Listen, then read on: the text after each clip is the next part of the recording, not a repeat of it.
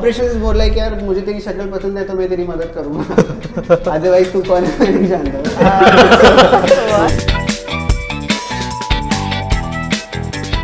What does the chief of staff do? It's a very self-starter role, at least that's something I feel, that you analyze the problem yourself. You figure out the problem first of all because nobody knows the problem.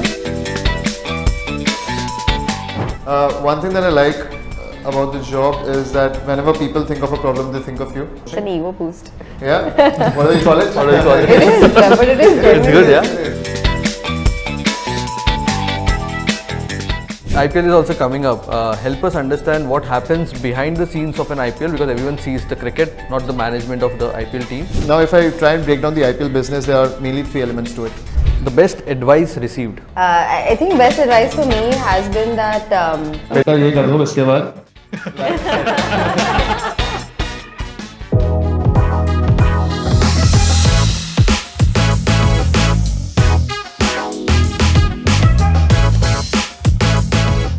Welcome to the Curious Club. So we are back after a break. So today we have Abhijeet from Rajasthan Royals, Debolina from Nykaa, and Rishab from Mosaic Wellness. So each one of them are serving as chief of staff in their organization. So the idea is to understand. So the idea is mainly to understand what do you guys do, what is your career trajectory like if someone is at your place, and how do you get into such roles. So basically that around, and let's bust some myths around what chief of staff roles is while we are at it. So let's start with the introduction first, and it's not an interview, so you can keep the conversation free flowing. You can ask questions if you have to each other also. So let's start with Abhijeet. What's your early journey been like before you joined here? I'll start from the very beginning. So I'm from Valsad, Gujarat. So it may be a place that you would be aware because of the mangoes that come from that region, and also it has the ancestors of Freddie Mercury. So that's sort of my calling card.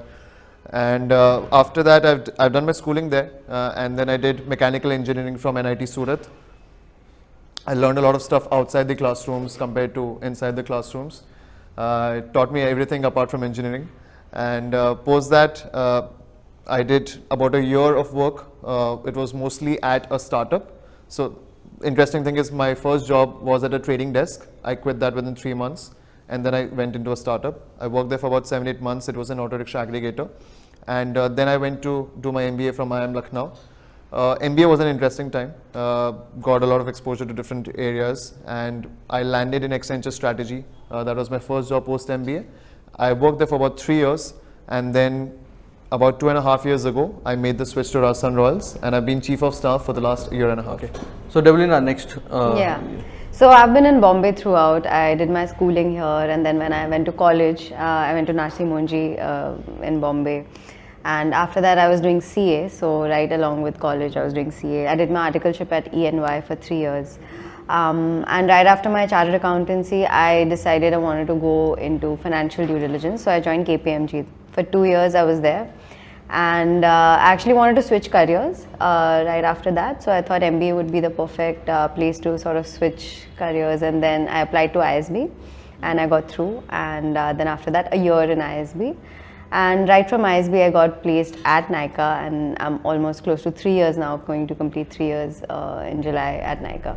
Got it. Okay, next, Rishab. Hi, I'm Rishab. I've grown up in Bombay too. I did my schooling here in Vikhroli. Then after I passed out from school, I was thinking what should I take up as a course, and I just asked around people what gets money in commerce, because I didn't want to study much. So I took up CA, not knowing that it's going to spoil 4 years of my life. But and the biggest motivation to complete CA was that I'm not going to study it again, so let's just finish it in the first attempt. Then I did a year-long consulting job, and then I thought, yeah, it's very superficial. I'm not able to find what impact I have for the work that I'm doing. Then I moved to due diligence. I did that for around 4 years. Once what happened was, while I was doing the due diligence, the company got the funding, and I was like, my report is still not got out. How did they get the funding then? Then again, I thought probably this does not have as much impact that I was thinking. So then I started thinking what should I do next, because I did not want to do any other CA roles. And there's this arrangement in Marwadis. A lot of guys go to established businessmen. They learn business from them. They do it for 2-3 years, and then they come out. And I thought maybe startups also would be doing this. So that's how I started writing to people on LinkedIn. Dhyanesh responded to my text, and that's how I landed at Mosaic. Then I worked as a chief of staff for him for around 2 years, and we have another co-founder, Revan Bhate. Now I am chief of staff to him. बड़ा देखो पढ़ना नहीं था but फिर CA किया. That's a यार वो trade off था. लोगों ने बोला पैसे इसमें है तो लाइक ठीक है कर लेते. तब पता नहीं था ना कि 4 साल इतनी पढ़ाई होगी मतलब. I think when we were growing up, life was very binary. At Yeah. least like in, so where I come from, you know, you had, like if you took science, so firstly it's science versus commerce. Commerce तभी लेना है if you want to like, you know, Correct. get into maybe like do a CA, or if science लेना है अगर doctor बनना है या तो engineer बनना है. Architect, engineer. So there were certain sort of paths which Paths. we didn't really question a lot. हाँ. Like we just sort of, you know, were very much focused on अच्छा ये करना है. It was all like very logical. So like if you see my career as well, it's been very stereotypical so far. Before I joined Rajasthan Royals, like engineering, MBA, consulting, and then something. Yeah, especially if you do well in school, like you can't, if you don't take science, it's like how you not taking science. yeah. And then if you take commerce, you're like, oh, Yeah, see, you have to do CA now. नहीं पढ़ना है. Similar. Even I did CA because of that. Like I came to Mumbai thinking कि colleges are very like it's बहुत अच्छा college मिलेगा and all those things.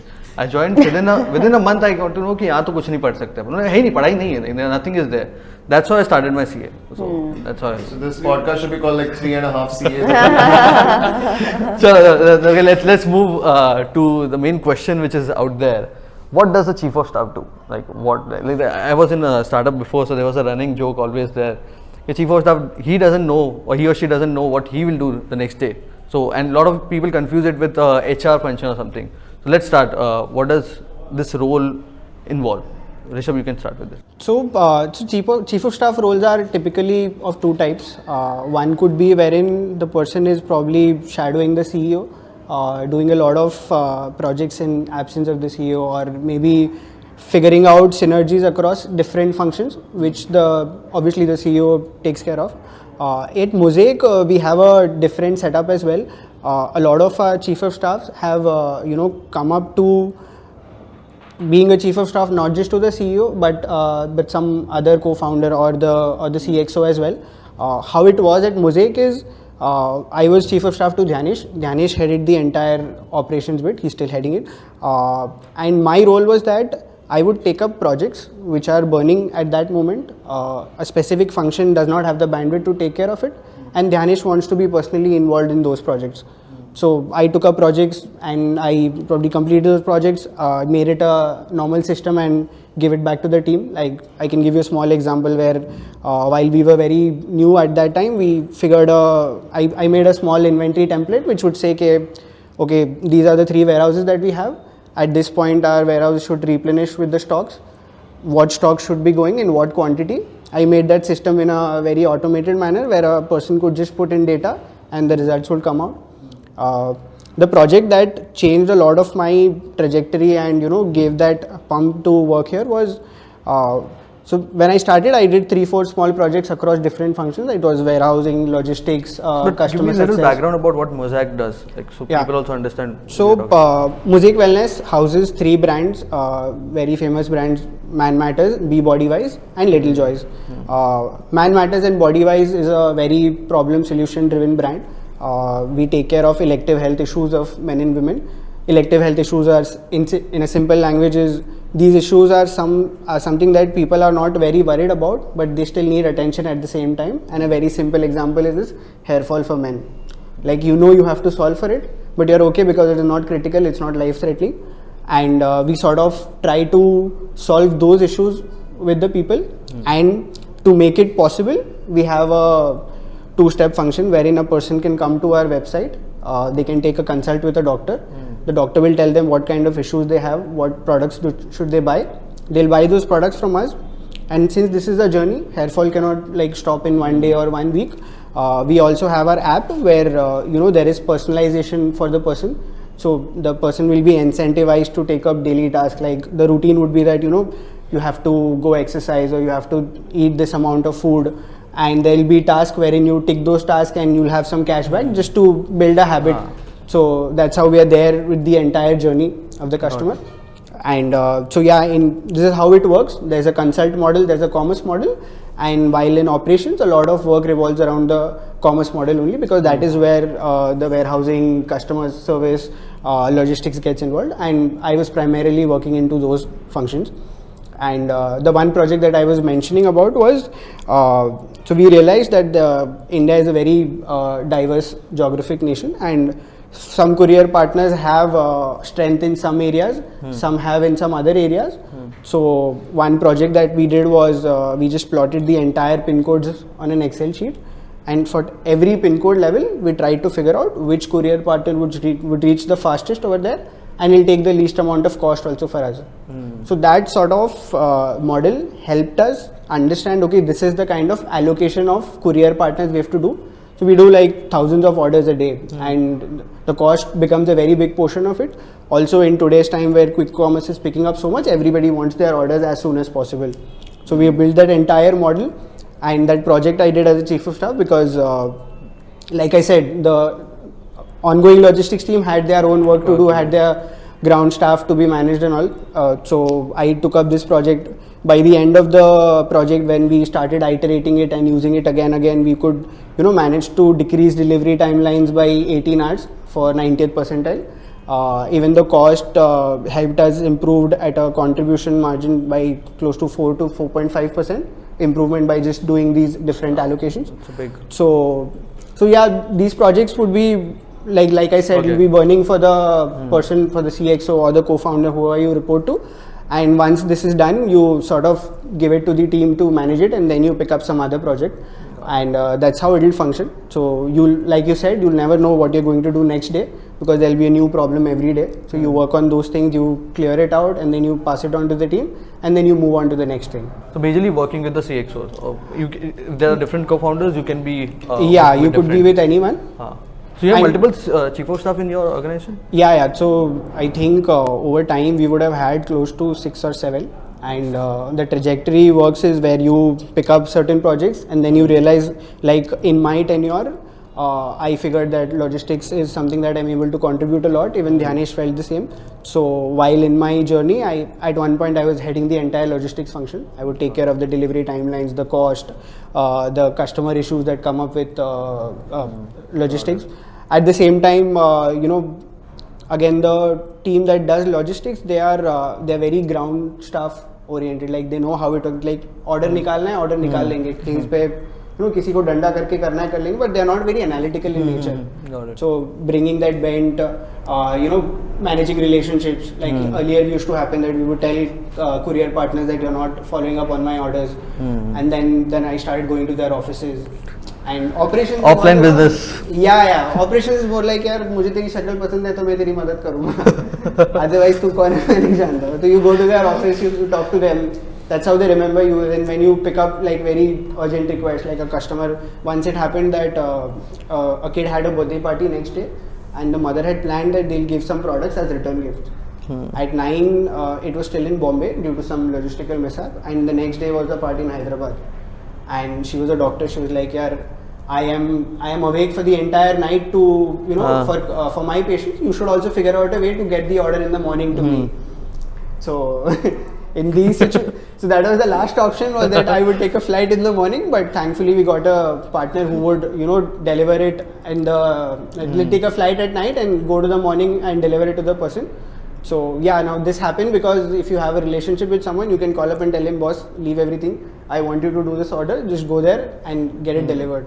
Yeah. So I think businesses are about relationship. Yeah. It's a lot about driven about relationships. Yes. Yeah. So let's Debolina, explain about your role. Sure.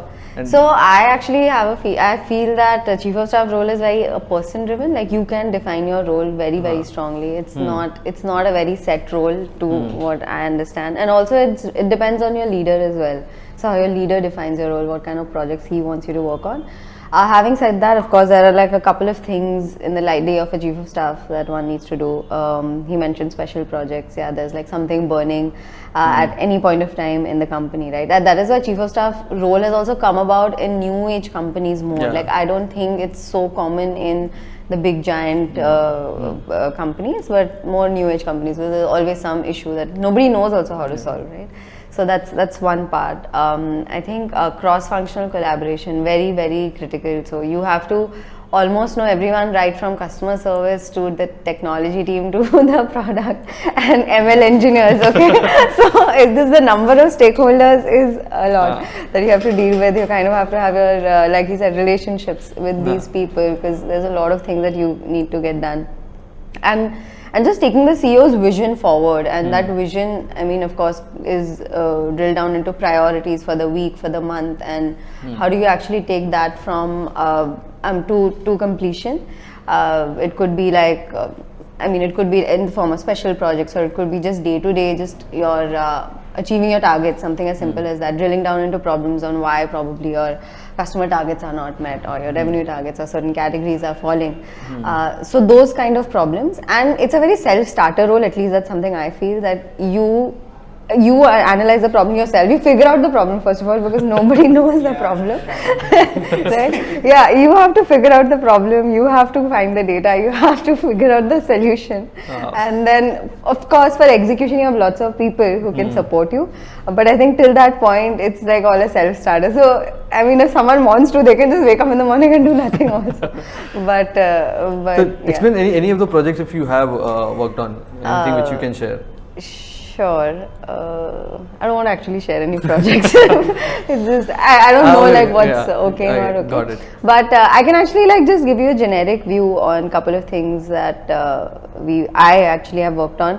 So for example, because Nykaa is an e-commerce company, customer experience is so important, right? You're not really meeting the customer, and because I work on the e-commerce part, so something like customer experience, just for post-order customer experience, how does that completely work? Plus we don't have our probably own delivery vendors as well, right? So just that whole end-to-end experience on how can you improve delivery timelines or get the customer their product like right in time.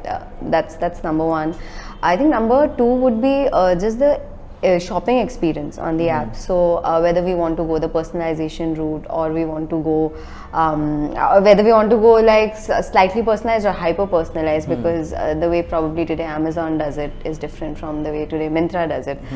So just taking those types of calls, evaluating those with the teams is probably something I would do on a day-to-day basis. Got it, understood. Next, moving on to Abhijeet, you are coming from a very different industry, IPL, and everyone is crazy about cricket in India, of course. One person isn't from this panel, but okay. Few, okay. Watch the World Cup. So IPL is also coming up. Help us understand what happens behind the scenes of an IPL, because everyone sees the cricket, not the management of the IPL team. And then what do you do over there? Yeah, so when we started this podcast, I was just trying to see what date is today. It's 24th Feb. Exactly 30 days from now, it will be showtime for us. Like, we'll be playing our first match against Lucknow in Jaipur. So just what you said, what you see in front, what people sit, in their homes and see in front of the TVs is probably like the tip of the iceberg of what actually happens. Just sort of to get that get everything ready. A very common misconception is that the matches that are conducted are just generally organized by the BCCI or the Cricket Association. Obviously they are important stakeholders, but just something sort of to share, the home matches are organized, as in have to be arranged by the franchise. Okay, so like a lot of stadium operations work that you see is actually like done, like responsibilities are shared, but we are under like a lot of stress to sort of make sure everything is on, we are on top of everything for all of our home matches. Away matches, like it's the it's the other team's headache, so it's fine, we can just sort of chill. Now if I try and break down the IPL business, there are mainly three elements to it. One is cricket, which people on the field are better equipped to play. The other is commercial, because without money the sport won't run, and the other is operations. Okay, and if I sort of further bifurcate commercial, so now like as far as my role is concerned, I have visibility across all three, but I have limited role to play in cricket because I'm not the subject matter expert. It's better left to the people who have played the game and are legends of the game. I'm more focused on commercial and operations, and if I break down commercial, there is sponsorships, there's licensing, merchandising, ticketing. So these are like the major commercial streams. And on the operations side, if I further break it down, it's stadium operations during the IPL, and general business operations across the rest of the season. So that's how, just like a very layperson landscape of what the IPL is all about. And my role varies from month to month, day to day. Some days I'm at the airport waiting at the gate, waiting for my ticket to get booked so that I can go inside the gate. So there are days like this. And some days, it feels like, oh, when am I going to get some sleep? Obviously, like the same could be said for everyone here who is here on this panel. So it's a stressful job, but it also has its own kick. Like I get a kick out of this, and I'm sure the people here also get a kick out of this, which is why we are doing this.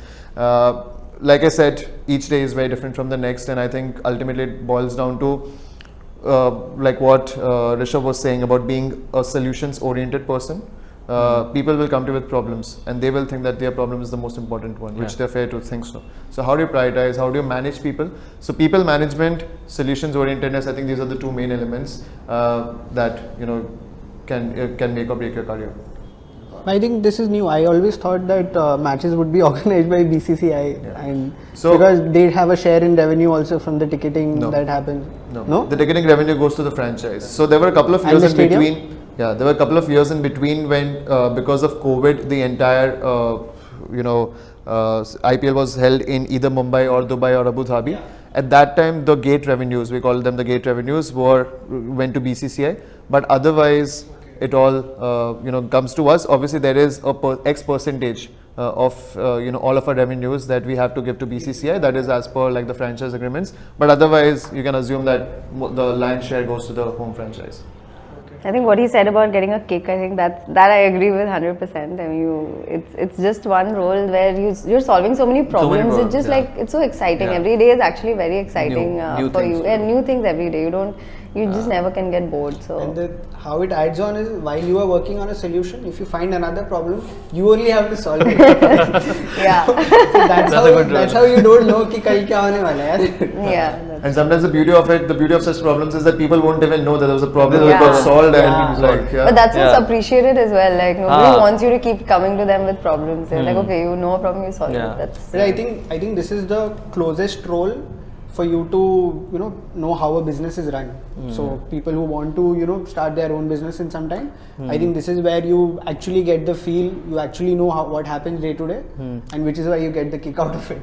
Sometimes it is called as entrepreneur in residence. This is the same role, no? Kind of called different. No. It's a little different. Like EIR roles are like it's something that I have evolved into.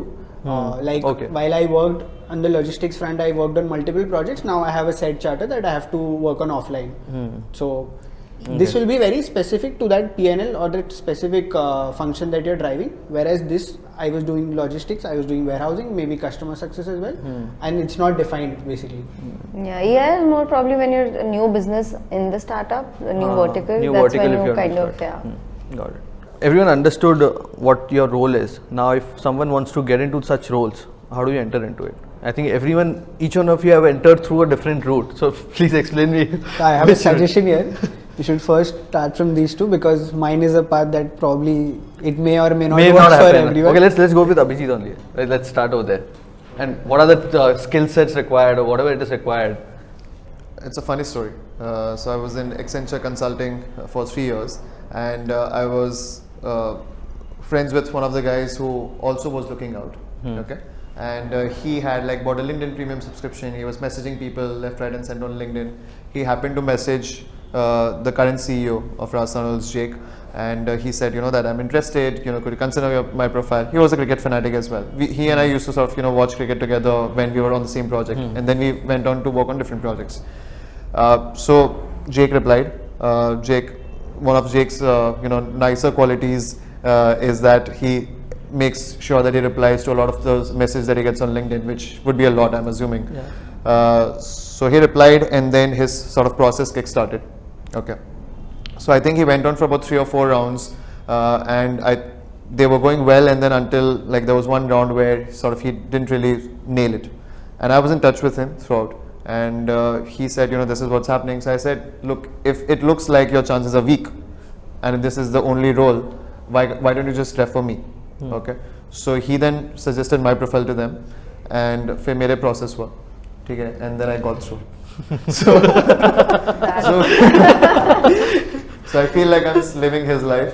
Thank you, Shriram. Yeah, so I feel like I'm living his life. So this was more by fluke, okay? Because somebody else did all the groundwork for me, and they gave me this role, and then I did well to sort of ace the interviews.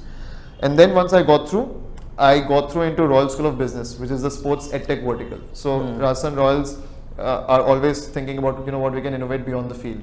So we have an academies, ecosystem. We have a foundation which does a lot of great work in Rajasthan villages, for enabling empowered women. And we also have a new business vertical which is called Royal School of Business. So I had come in to sort of grow that business. So this was also during COVID times when edtech was booming. So I came in, I worked there for around a year, and then the CEO and I had a discussion where he felt that I'd be able to add more value if I'm working more centrally with him. So the role of Chief of Staff got created for me, and that is how. So I would say the first thing I landed by fluke, obviously, or by just good friendship, and then after that, like I worked for a year to show that this is something that I can really do.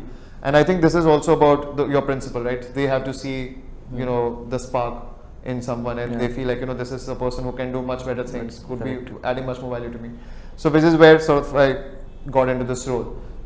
So I wouldn't take that as a playbook. But I think sometimes all it takes is like a LinkedIn message, I would say. So you should keep trying. Also, interestingly, I have recently hired an intern, like who's a superstar. So he also messaged me on LinkedIn, and that's how he got through. Like he's 19 years old, studying at college. He has taken a gap semester just to come here and sort of do this thing. So I feel like sometimes you just need to take your chances, and see what sticks. Correct. And make good friends. That's important. Okay. How did you end up, Debolina? So I, like I said, I was in KPMG 2 years. I was doing financial due diligence, very like hardcore finance job. And I really wanted to get out of finance. That was my main goal. And I just went into MBA, really not knowing. Like at that point, I really pretended like I know what I want to do. I really didn't know. I just honestly didn't know. I knew I may want to get into general management, etc. But when I went to ISB and when probably the placements etc. happened, there are a couple of companies. So for me, I was okay to not get the role that I really wanted, but I really wanted to go to a company that I aspire to be part of. And that's the route I took. So at that point, there are a couple of like FMCG companies, e-commerce companies, and Nykaa was there as well. I applied to Nykaa, got shortlisted, and made through the interview. But I did get through the business finance role that they were hiring for. Because I had a finance background, it was a perfect fit. It was a different role, but yeah. And at that point, Chief of Staff wasn't even an opening at that point. So I just joined. I said that's fine. That works out better. And business finance, there was like a very new role. There was no idea what needs to be done, but it's kind of like a P&L management role within e-commerce. So I did that, and of course, because being a startup, the CEO, I mean, any business, the CEO is very, very closely involved in the P&L. And here we were doing a lot of fixes on the P&L, on every single line, on things that we need to figure, and we did a really good job actually. And that's when, while working with the CEO so closely on this charter, is when he kind of, and that there was an opening as well. And he kind of offered this opportunity, and of course it was like one of the best opportunities to get through. So for me, I think what would be best would be to just go to a company that you really would enjoy working for, because if you're not interested in the industry, like he also said, right, he's interested in cricket, so kind of went to that. So for me, I was interested in beauty and e-commerce, so both kind of worked really well together. And I think Nykaa worked out, and then you have to make your way through the company. You have to know the right people, show your skills as well, and yeah, you just have to hope for the right fit, because I think the Chief of Staff CEO's office role is also a lot about the fit with the CEO. Like you have to have that culture fit with him. So yeah. Definitely. How Rishabh, you ended up over there? So yeah, like continuing from the earlier discussion we had, I was clear I don't want to do due diligence. I don't want to do any other CA role. And I thought कि वो जैसे मारवाड़ी में करते कि किसी के पास जाके business सीख लेते. So I thought I'll do that. And in the process, I started writing to founders on LinkedIn. I would have written to at least 14 or 15 founders. One of them was the co-founder Riven Bate, who did not reply to me. Then I thought कि यार क्या हो रहा है अभी, क्या करे. Then I figured there was another chief of staff to Dhyanish who had resigned. So I thought कि let's ask in the same company to the other co-founder and let's see what happens. So I wrote to him and I told him, yeah, I'm a CA, I've been doing diligence and give me anything but finance. I'll not do finance. And he said, okay, we'll have a chat. And he called me up and so when we were talking about it, he said, yaar, why do you want to come here? I said, yaar, I want to be closer to running businesses. He said, yaar, I head operations. There's a possibility that you'll have to sit in warehouses for 2 days, 2 months, 3 months, talk to logistics guys who don't want to listen to you. Nothing fancy like EY. I was like, is it important for me to know all this to run a business? He said, yes. I said, okay, I'll do it. Then by the time we were closing it, I asked him, okay, so what will I be working on? He said, we'll figure out by the time you join. And that time I didn't know Dhyanish. Today I know that if Dhyanish would have said that he'll figure out, then obviously he would figure out. But I was worried, yaar, nahi figure out kiya to kya? So then I started thinking again, and then I just thought one thing. I'm going to report to Dhyanish. Founder, Dhyanish is a co-founder. कुछ अच्छा ही होगा. I took that leap of faith. I was like, okay. The offer letter came, like chief of staff. ये क्या है? And then that's how I got in, and that's how I got to know about the role. How does it work? क्या होता है? Because पहले मुझे पता नहीं था. So going in, my intention was only that I should learn how to run a business, but I got this as a complimentary. Nice, an interesting story. I think a lot of times you have to take a leap of faith on something if you don't know what to do. I didn't have a chance. I didn't have any option. वापस CA में तो जाना नहीं था. I think it's also critical to choose the people you're working with. That's the most important. That's the most important. That's the most It important. doesn't matter what role you do. A lot of times I think when I meet a lot of people, everybody asks, even they want to know first salary कितना है. They don't think about other things. They're going towards that. कि salary कितना है. If you avoid that for the first, of course you'll get a good salary if you enter to that. Work with someone you like, and then over the period I think you'll grow over there, the money will come.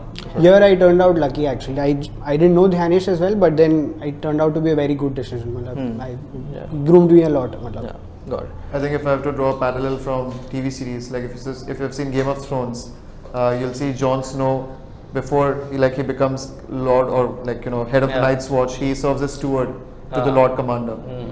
So that's I feel like there's similarities there. Correct. I have a Desi version to it as well. Yeah. You've seen the series Mirzapur? Yeah. So Vikrant Masay is also chief of staff to Pankaj Tripathi. That's true. I saw this in a tweet actually. Looks like we know which memes pages he subscribes to. I subscribe to a lot of consulting meme pages. Yeah. Okay, so also we have 2 MBAs on the panel also, and a lot of time I think in the age of 20s or late 20s, 25, everyone has something in mind of whether they want to do an MBA or not. A lot of questions come whether to do. Even I was at a situation I decided not to do. But what's been your decision like to do an MBA? Of course, I think Debolina, you mentioned you wanted a career change, but what if someone is thinking around then? How should they think about it, and how that has changed for you in your journey? Sure. So honestly for me, I didn't even want to do CA. I was very clear from the very beginning I wanted to do an MBA. So I don't know why, honestly, don't ask me why. But to me, actually I had to read up a lot on the type of roles that people would do after they did an MBA, right? So I would get very excited like consulting, so MBB or probably general management, marketing. All these would really excite me. Of course, at that age, I didn't know which way I wanted to go. But again, like when I started off college, being a part of NM, you have to do CA. So it's almost You were in BCom. I was in BCom. 50%. So anyway, did CA. That happened. But after that, while I was working, I think it was great experience working in due diligence, but like I said, I knew that didn't want to do that. Just why MBA, right? Like why I felt like MBA really helped. Like when I was doing CA, when I was through and through in finance, roles also entirely like very finance, you don't get a very different point of view in life. You just have a very single point of view in life and you just move forward with that. So any decision you take is not very well rounded. Is what I felt at that point, and especially to move. So I was finding it very difficult to move. That's what kind of became the hindrance. So at that point, I actually felt like when you go for an MBA, you meet people from so many diverse backgrounds. Like till then, I probably had not had so many conversations with people from engineering backgrounds or people from different or even creative people for that matter. So that actually exposes you to so many different backgrounds, right? And it just like builds just your point of view in life. Of course, if you get a switch without doing an MBA, it's great because then you can get that point of view while working also. But then if you it's not always easy, I would say. So then, and I was always convinced about an MBA, so I just went for it, and it was a great decision. So yeah. So I think I have an anecdote to share for this. So we have a WhatsApp group of alumni. So from our fest committee. So in my college, like doing my MBA at IIM Lucknow, I was part of the fest committee, and we have like an alumni group of about 20 years, alumni from the last 20 years on that group who had worked on the fest committee. So somebody wrote a couple of days ago, can anyone share contact of Abhijeet Singh batch of 2018? And I replied, yes, I can. And like the group came to life. but yeah, I think the biggest thing that you can get from an MBA is your network. I feel network is the most underrated aspect. And when I say network, I mean there are two ways of looking at it. There's obviously the transactional way of, I want a job, can you refer me? I want this, can you do this? But then there's also like a network that is less transactional and more sort of based on engagement and constantly being in touch. And they need not be your friends. So there can be people who you are regularly in touch with who you don't call as your friends. So I think that is something that MBA really teaches you to build, and also just by the virtue of the fact that somebody else. So what I do is, if I need to approach, let's say, a sponsor, I would look at the people who are part of the C-suite, see if they have a background at IIM Lucknow, see if they have a background at NIT Surat, because that's like an instant connection. Okay, at the very least, they will pity reply you. Sorry, hi, I can't help you with this, but yeah. So they would at least do that. So I think that's sort of connection really helps in growing your career. So that's the biggest thing that MBA teaches you. Obviously, there is also everything that you learn inside the classrooms. There's marketing, finance, HR. Thankfully, I was able to differentiate between like a balance sheet and a P&L. That's the MBA. Didn't do really well at that, but at least I scraped through. So obviously you'll learn a lot inside the classroom, but then it's also like a finishing school, which mimics your future workplace. So there's some corporate politics, there'll be some cutthroat competition, and there'll be friends who will be there to save, to save you, to look out for you. So I think it sort of embodies what the future of work looks like, which is why I feel MBA, and it's a lot of fun, and it's sort of crazy hours. Lots of fun, lots of partying as well. So I definitely recommend it. Yeah, true. I think MBA, one more thing, I feel like it's a signaling to employers also. Like if you made it through so many hurdles, you're probably good. So that's what I've also felt like. I mean, that's also something that employers look at it as probably you've gone through all this rigor. Correct. So you're probably smart. Yeah. Rishabh, you have not done MBA. Any views on that? So I did not like studying from the beginning only. Many a times I thought of doing it, and then I'm not going to prepare for CAT, GMAT. I'm like, I don't have it in me to sit down and go back to studying again. But yeah, there is one thing that I miss from it is what both of them mentioned is the network effect that we have, and I sort of try to compensate for it by talking to more and more people around me, within the startup as well. A lot of employees who've come from grade B school. So at times I meet friends of them, or at times Dhyanesh or even refers me to some other organization saying they need some help in logistics, why don't you talk to them. So that's how I'm trying to compensate for it. I don't think I'll be able to do it in a manner I don't think I'll get the kind of benefits that these guys have. But at the same time, I'm sort of happy doing what I'm doing right now, in terms of my work, or let's say even if it's been a while, I think from the beginning, since childhood, I want to do something of my own and I haven't started it.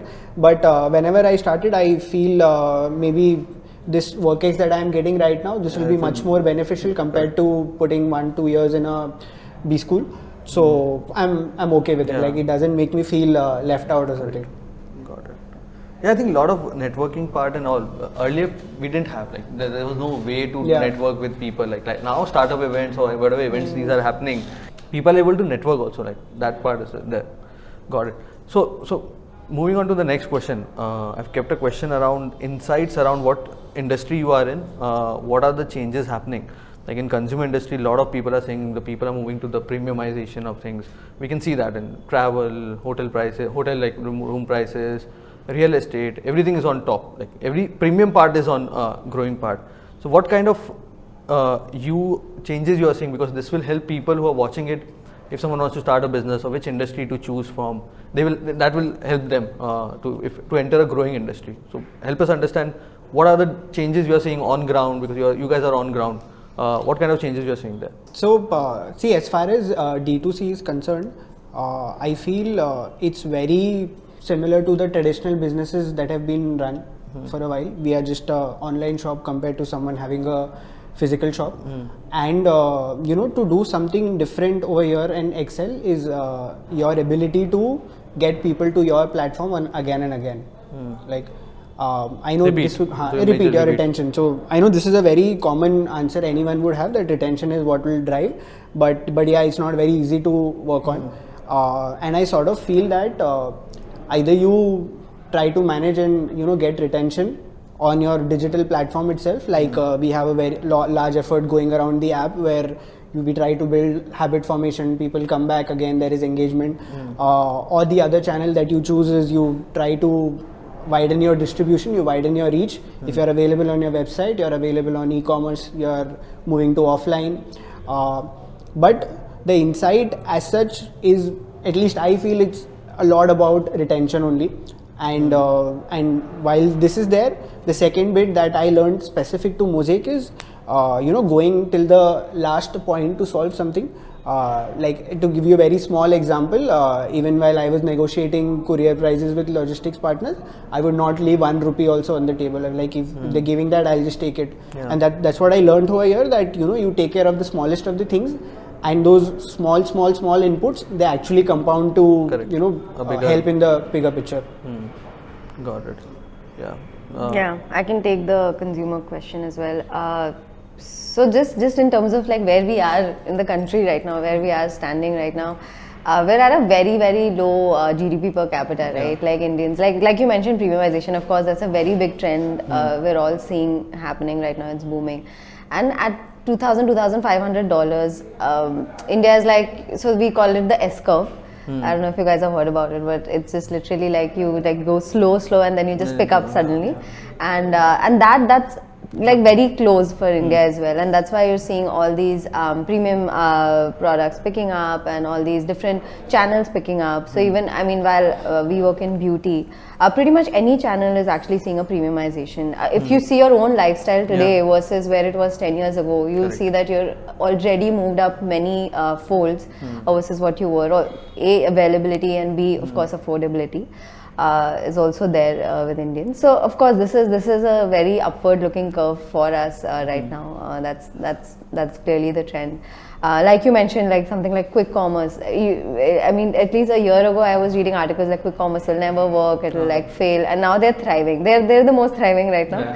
And they're doing so well, right? And people don't even want to step down to buy vegetables. They're just why not it just come up, and they're willing to pay. Even today, as far as I know, Blinkit and all charge money for 2-3 rupee platform. Yeah, correct. I saw that press release today. I think in the October, November, December quarter, they did some 53 million orders in the quarter, and average order value is 635 for a quick commerce platform. That's shocking. That's and on that premiumization point as well, if you just Google fans on Amazon, you'll have first you'll have those sponsored ads, and then there are 2 fans of Attenborough. 30,000 reviews, 15,000 reviews for a fan that costs 4,000 rupees, something that you can get in 2,000 or 1,500 also.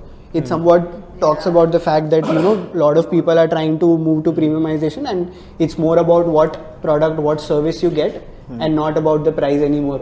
But yeah, the segment is small, but it's only going to improve with time. Yeah. One of the co-founders of Attenborough is an alumnus of my undergrad college, Arindam. Got it. I think he only posted similar something. Yeah, he yeah, posts a lot of good content. he good, posts very good content on content, D2C. Right. Got it. Understood. Abhijeet, what trends you are seeing in the sports sector? So I feel like obviously every 5 years or 10 years you see like the IPL media rights are going for thousands of crores. Like last year it was for about 48,000 crores for a 5-year cycle, Yeah. which is again like a mind-boggling amount. And as you will see, IPL is just behind the NFL on a per match basis in terms of media rights. I think the tectonic shift that is going to happen is obviously the media rights sort of fund the game. Yeah. Okay, so whether they will go upward, whether they will plateau, whether they will go downward is what is going to sort of dictate how much money runs in the sports business.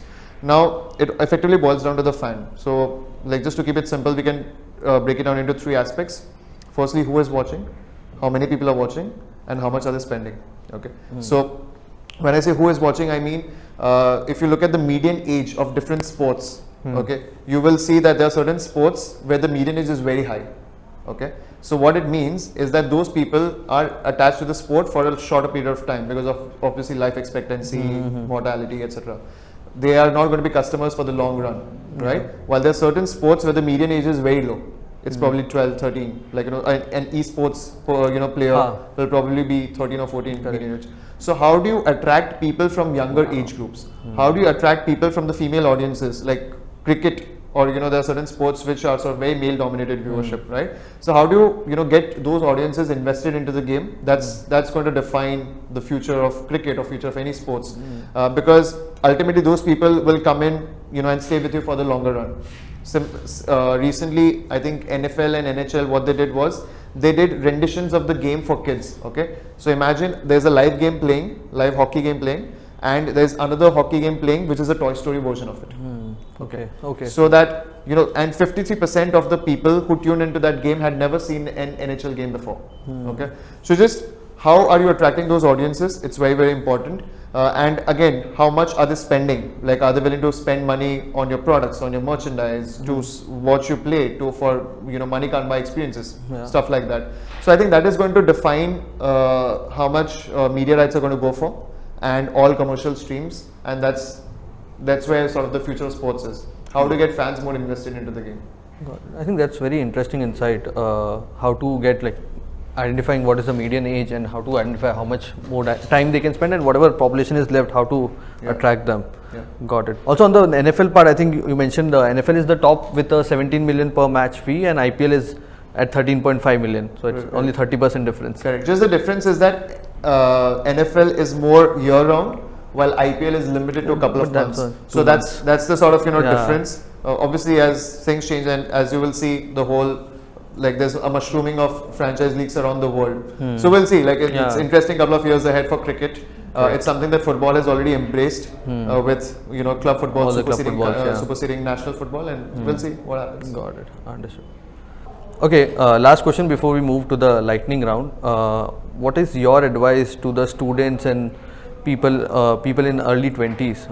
What advice you will give to them? Abhijeet, you give it. So I think obviously people in early 20s, so we are obviously seeking a lot of instant gratification. I'm a little boomerish, from that perspective. I'm not active on social media. I have an Instagram account, but I have one post on it. So, so when people send me follow requests, I'm like, why would you want to follow? What did you get? Nothing. But I think just the advice that I would like to give to people, just in the early 20s or teens maybe, is something that I've tried for myself as well. That if in a room full of people, I may not be the most technically skilled, I may not be the most talented person, I may not be the most well off, but I'll be the most hardworking person. So I think hard work just sort of is able to compensate for everything else or the lack of it. Just if I give an example, in my undergrad days, I was interning with this company called Saint Gobain, which is the biggest manufacturer of glass in the world. And they wanted me to work on how to reduce the energy consumption, that was from their air compressors. So how to sort of bring down the electricity bills effectively, if I say so. So how to reduce the air compression energy requirements.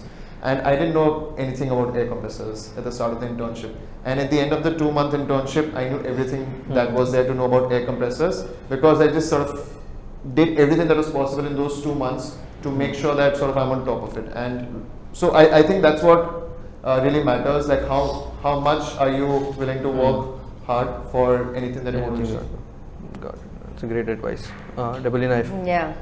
So I actually like something similar to that, but I feel like early on in your career, I think take tough jobs is something I feel that's really that'll really help you. Like it'll pay back for sure. So I mean, for just example, when I was in KPMG, just hardcore 10 hours of just making models and working on presentations makes you so like just those 2 to 3 years. That's all. I mean, 2 to 5 years, I would say. You just like do those hard jobs and then.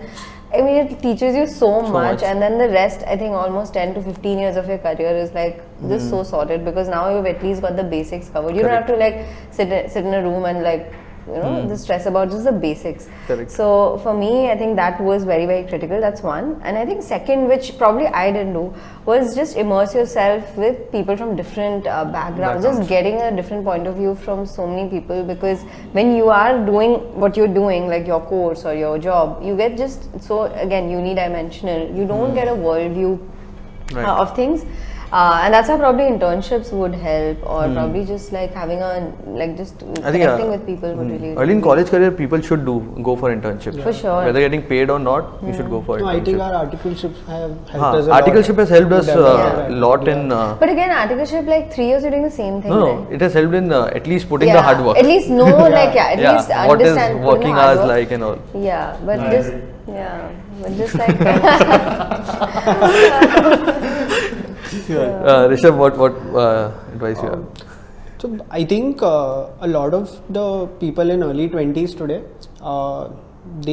they don't really want to. There's a lot of distraction. I just want to know, a lot of distraction and FOMO in there's a lot of the distraction, and like he mentioned about instant gratification. Like a lot of people want to just come out of college and do a very good responsibility wala role, and they don't really realize that to reach there, you have to, at least in that stint, go with the basics of it as well. Like even today, when we, opened a small store in RCT store for the Little Joy's brand, the first 10 days, I was at the store from 11 a.m. till 11 p.m., 10:30, 11, just to see what kind of crowd comes there. Correct. Now, I could have taken a choice कि यार my team will sit there, I will not sit, but I don't see a lot of people taking these steps, मतलब to like वो बोला ना warehouse में जाके लोगों से बात करके आओ या field पे जाके किसी से बात करके आओ, you feel कि यार नहीं office में बैठ के हो रहा है. This is something that they have to inculcate, because having that responsibility only comes from the fact that you know what works on the ground as well.